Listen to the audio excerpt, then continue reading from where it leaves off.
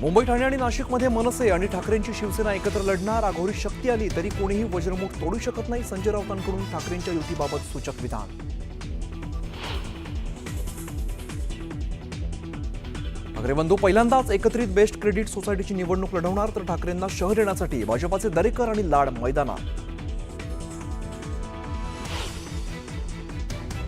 पालिकेच्या मांस विक्री बंदीच्या निर्णयाचा इम्तियाज जलील यांच्याकडून निषेध. मुख्यमंत्री आणि पालिका आयुक्तांना पार्टीचं निमंत्रण. तर जलीलांवरती गुन्हा दाखल करा म्हणत संजय केनेकरांकडून नाराजी व्यक्त.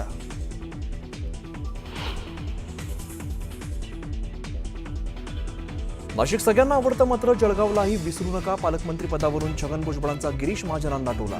भुजबळांनी नाशिकमध्येच केलं ध्वजारोहण.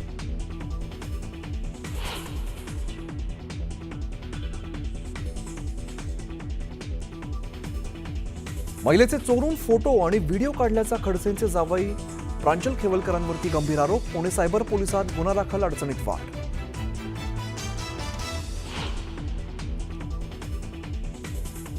शेतात बंगला बांधणाऱ्या व्यक्तीला कर्जमाफी नाही. राज्यातील गरजू शेतकऱ्यांची कर्जमाफी केली जाणार. चंद्रशेखर बावनकुळेंचं महत्त्वाचं विधान.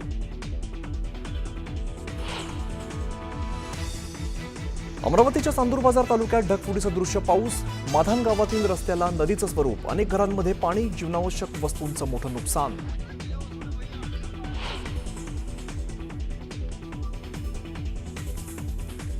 भीमाशंकरच्या दर्शनाला गेलेल्या भाविकांचे मोठे हाल. सलग सुट्ट्यांमुळे भाविकांची प्रचंड गर्दी. रस्त्याच्या दोन्ही बाजूला तब्बल 10 किलोमीटरच्या रांगा.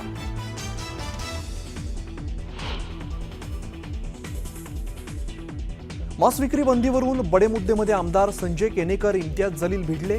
मांस विक्री बंदी फक्त 8 शहरातच का, संपूर्ण राज्यभरात का नाही, जलीलांचा सवाल. तर जलील यांनी त्यांच्या विचारांच्या लोकांना आमंत्रण द्यावं, केनेकरांचा पलटवार.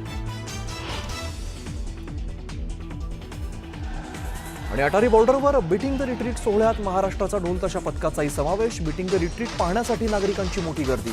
शौर्य, साहस आणि राष्ट्रभक्तीचा अनोखा संगम.